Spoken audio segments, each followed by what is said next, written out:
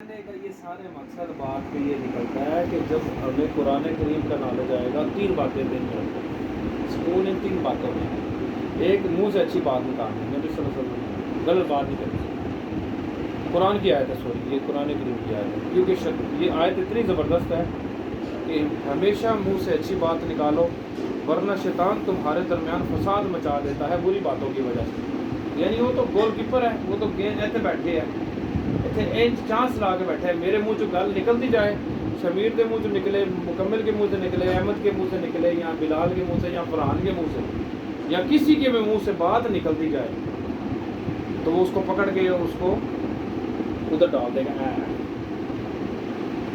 ٹھیک ہے کہ نہیں؟ وہ ایسے گیند پکڑے گا، وہ اس کے دماغ میں ڈال دے گا، جس کے ڈالنے کا اس کو رائے، اس کو پتہ ہے کس کے دماغ میں ڈالوں گا تب یہ ٹپے گا۔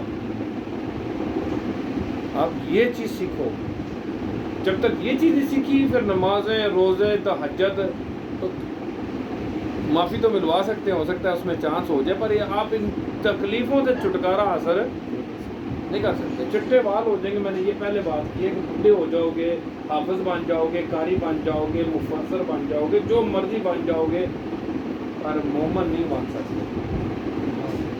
مومن بننے کے لیے پہلا سٹیپ یہ ہے، دوسرا زبان اور ہاتھ ہے۔ پھر وہی بات آ گئی، نبی یہ حدیث ہے کہ جس کے ہاتھ اور زبان سے دوسرے محفوظ رہے، اس کو سمجھنا ہی نہیں ہے کسی نے۔ یعنی ہاتھ سے کوئی برا ایکشن نہیں کرنا اور زبان سے برا ایکشن نہیں کرنا ہم نے۔ اگلا کرتا ہے تو کرے، اس کو آپ اس کو سمجھاؤ گے تو اس کا برا ایکشن خود ہی رک جائے گا۔ اگلا آگ ہے، آپ پانی ہو، اگلے نے آگ کی طرف پانی پھینک دیا اس کے چار، بجھ گیا۔ اگلا تپا ہوا تھا، تپے ہوئے کے اوپر ایسے گولا رکھا ہے کہ ہو گیا۔ اب وہی صرف آئے گا جس کو برباد کر دیا اللہ نے، جس کے اوپر اللہ کی ہدایت ہے وہ چپ کر جائے گا، سمجھ آئی کہ نہیں؟ اور جس کو اللہ نے برباد کرنے کا ارادہ کر لیا ہے وہ چپ نہیں کرے گا۔ اور مجھے ان کو ارادہ کیا ہوا تھا نا کہ اللہ نے نہیں چھٹنا، ابو لہب کو نہیں چھٹنا، تو جن کو اللہ نے ارادہ کر لیا تھا کہ ان کو میں نے ریجیکٹ کرنا ہے تو کر دیا ہے۔ اب ان کو نبی صلی اللہ علیہ وسلم بھی ہدایت دیں گے تو ہدایت نہیں دے سکتے۔ بڑے سے بڑا نبی آ کے ان کو ریکویسٹ کرے، بلکہ عبداللہ ابن ابی کے بارے میں سورۃ توبہ کی آیتیں ہیں، منافقوں کے بارے میں، نبی صلی اللہ علیہ وسلم کے بارے میں میں سوچا تھا کبھی ایسے مجھے کہا گیا تھا، تو نعتیں ہم نے پڑھ کے چلے ہوئے تھے کہ بھائی جس کی کوئی بات بھی ریجیکٹ نہیں ہوئی، ہم نے ساری زندگی یہی سنا ہے، جس کی کوئی بات اللہ نے قبول۔ میں کہتا ہوں قرآن پڑھو تو کتنی باتیں جو اللہ تعالیٰ کہتا ہے میں تو قبول ہی نہیں کرتی، تو ہمیں 70 دفعہ معافی مانگنا واسطے۔ سورۃ توبہ کی آیت ہے، پوری آیت ایک چیپٹر، ایک رکوع ہے پورا منافقین کے بارے میں۔ عبداللہ بن ابی مر گیا، ان کا بیٹا آیا کہتا ہے یا رسول اللہ میرا ابا جی مر گئے، جنازہ پڑھا دو۔ حضرت ابوبکر سے عمر فاروق نے منع کیا یا رسول اللہ منافق کا جنازہ نہ پڑھائے، ہے مسلمان۔ نبی صلی اللہ علیہ وسلم نے کہا نہیں، منافق میں چپ پلیز، ٹھیک ہے اسلام کی دشمنی کرتا ہے پر ظاہری طور پہ تو کلمہ پڑھتا تھا، نمازیں بھی پڑھتا تھا، مسلمان تھا۔ آپ صلی اللہ علیہ وسلم بڑے رحمت دل تھے، آپ اس کی مہربانی کیا، آپ نے اپنی چادر نہیں اپنا کرتا اس کو پہنایا، اپنا لاب اس کے منہ میں ٹپکایا کہ یار ہو سکتا ہے جی بخشش ہو جائے، اس کے اوپر دوزخ سے بچ گئے۔ اپنے ہاتھ سے دفنایا، جنازہ پڑھایا، قبر میں خود لٹایا ہے۔ قرآن کریم کی آیت نازل ہوگی کہ 70 دفعہ بھی آپ یہ والا عمل ان کو معافی کے لیے کرو گے نا تو میں ان کو معاف نہیں کروں گا۔ یہ سورۃ توبہ کی آیتیں ہیں، خطرناک آیتیں ہیں۔ بعد میں سورۃ توبہ میں ہی روک دیا گیا کہ آج کے بعد کسی منافق کا جنازہ بھی آپ نے نہیں پڑھانا، جو آپ نے کام کر دیا آج کے بعد یہ کام، بلکہ 70 دفعہ بھی کرو گے تو میں نہیں چھوڑوں گا۔ اتنی سخت آیت ہے سورۃ توبہ کی، نبی صلی اللہ علیہ وسلم کو۔ ٹھیک ہے آپ نے رحم دل ہونے کا مظاہرہ کیا پر نہیں، یہ منافق لوگ ہیں، اللہ نے ریجیکٹ کر دیا۔ جب اللہ ریجیکٹ کر دیا آپ ان کو چھڑا نہیں سکتے، آپ ان کے لیے رو پٹو، سر پاڑ دو اپنا، 70 دفعہ معافیاں مانگو، میں نہیں چھوڑوں گا۔ بات کو سمجھو کہ جب اللہ تعالیٰ کسی چیز کا ارادہ کر دے تو پھر نبی صلی اللہ علیہ وسلم، جبریل علیہ السلام، موسیٰ عیسیٰ ابراہیم علیہ السلام کوئی نبی کوئی ولی کوئی پیغمبر کوئی رسول کوئی فرشتہ کوئی خاص ہستی بھی اختیار نہیں رکھتی جب اللہ پاک اپنا ارادہ کر لے کہ نہیں انہوں میں نہیں چھڑنا میں نہیں چھڑنا بس دیٹس آل میرا فیصلہ ہے فیصلہ میرے فیصلے میں کسی کا مشورہ میں نہیں مانتا ہوں اللہ کا سٹائل ہے نا وحدہ لا شریک لہ کا مطلب کیا ہے کہ وہ اپنی مرضی میں کسی کو شریک قرآن کریم کی آیت ہے کہ اللہ کسی کو جواب دے نہیں بلکہ سب اللہ ہی کو جواب دے ہیں کہ انہوں نے کیوں کسی کو معاف کیا اگر ایک زانی کو شرابی کو اللہ چھوڑ رہا ہے نا تو اللہ کی مرضی انہوں کی نے پوچھنا ہے ایک ڈکیت کو چھوڑتا ہے قاتل کو چھوڑ دے مالک کی مرضی بھائی فرعون سے بھی بڑا فرعون دنیا میں موجود تھے جن کو اللہ نے کہا اگر کوئی تحفہ معافی مانگے تو اللہ کہے چل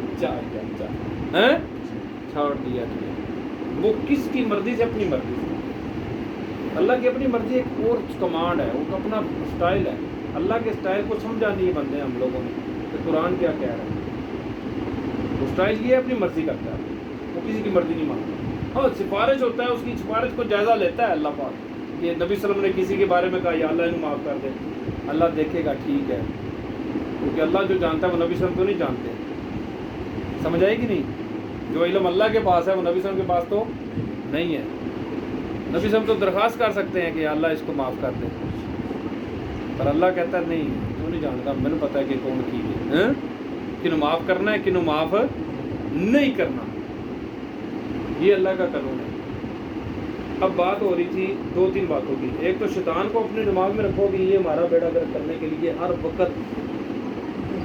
ہاتھ چ بلا ہے تو گیند اسی دینے ہوں چھکا مارتا ہے ارے پلیئر بھی بڑا بڑا ہے افریدی سے بھی بڑے چھکے مارتا ہے یہ افریدی بھی چھکے مارتا ہے تو یہ بھی چھکے مارتا ہے یہ ایسے چھکے مارتا ہے کہ لالا تے آؤٹ ہو جاتا ہے یہ آؤٹ بھی نہیں ہوتا یہ آؤٹ ہی نہیں ہوتا یہ ایسا پلیئر ہے اس کو لوز بال ملتی جائے گی یہ تو باؤنڈری سے باہر گیند ہی گوا دیتا ہے یہ اس طرح کا پلیئر ہے کہ اس نے نبیوں کو دھوکہ دینے کے لیے ایک کارنامہ کیا میری آپ کی کسی کی کوئی اوقات نہیں ہے آدم علیہ السلام نبی نہیں تھے نبی تھے مطلب آدم علیہ السلام کا بیڑا گرک کرنے میں اس نے پورا کردار کیا اب بات سمجھ میں آئی اب بات ساری سمجھو میرے بھائی تمہاری بات کا حل آج آگے یہ نکل رہا ہے کہ تسی میرے بھائی ہو یار تسی میری دوستی آ رہی ہے میرے کٹھے بہن بلاؤ اگر تمہوں ہی نہیں سمجھ آنی قرآن کریم کی گل اسی بندے کو کی سمجھانا یار میں نے سوچا تھا کہ 100 بندوں کی جماعت بناؤں انشاءاللہ کم از کم آپس میں ہوں میرے ساتھ اور اللہ کے حکم سے بندے 100 بندے ہوں جو 100 بندے ہوں وہ کروڑ بندوں کو کافی ہوتے ہیں آج کل میڈیا کا دور ہے اگر 100 بندے قرآن حدیث کے انڈرسٹینڈنگ کو سمجھ جائیے عالم مولوی نہیں میں جس طرح کا سمجھانے کی بات کر رہا ہوں وہ چیز ہی ہو رہا ہے وہ اندر بڑھ کے سمجھ جاؤں اسکیننگ گل کی ہے 100 بندے اگر ہو جائیں تو کروڑ بندے کے اوپر وہ تبلیغ کر سکتے ہیں اور کروڑ بندے کو اپنے ہاتھ سے قابو کر سکتے ہیں کہ اللہ کے حکم سے ہی ہونا ہے بندے نے نہیں کرنا پر اتنا مجھے پتہ ہے جس کو ڈاکٹر اسرار جیسے 100 بندے ہو نا رحمۃ اللہ علیہ وہ بندہ تھا جس کی ٹھکائی ہوئی تھی صحیح میں نے اپنی پوری زندگی میں ڈاکٹر اسرار جیسا بندہ نہیں دیکھا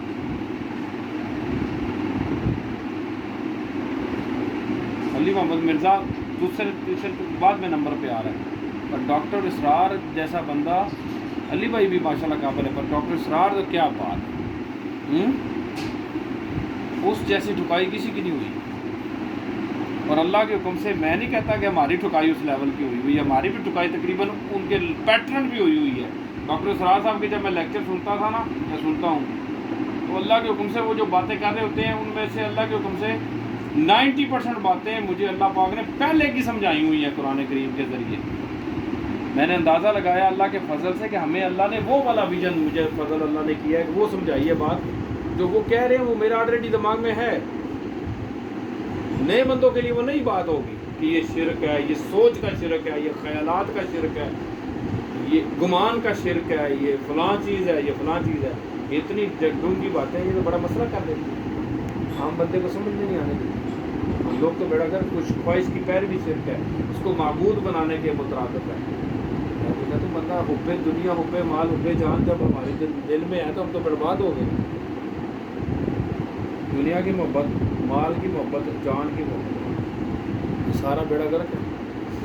اولیاء کرام نے کہا تھا کہ جس کا کوئی استاد نہیں ہے, پیر استاد نہیں ہے, اس کا استاد شیطان ہے. یہ بات بڑی پرانی ہم نے بچپن میں سنی تھی. تو وہ ٹھیک کہتے تھے, ٹھیک کہتے تھے. ان کا پروگرام یہ تھا کہ 150 بندے ایسے مارکیٹ میں ہوں جو قرآن کریم اور نبی صلی اللہ علیہ وسلم کی سنت کو اس اینگل سے دیکھ کر سمجھیں جس اینگل سے سمجھانے کا حکم دیا گیا ہے, اور پھر اسی پیٹرن پہ لوگوں کو سمجھائیں. سارے تو غالب بن خالد میں ولید نہیں بن سکتے, سارے تو صحابہ کرام نہیں بن سکتے. ساروں کا تو اپنا ایک اخلاق ہے, اپنی سوچ اور فہم کا دائرہ کار ہے, اس کے اندر ہی سوچتے ہیں. کوئی فوجی ہے, کوئی جنگجو ہے, کوئی میڈیکل میں ہے, کوئی کدھر ہے.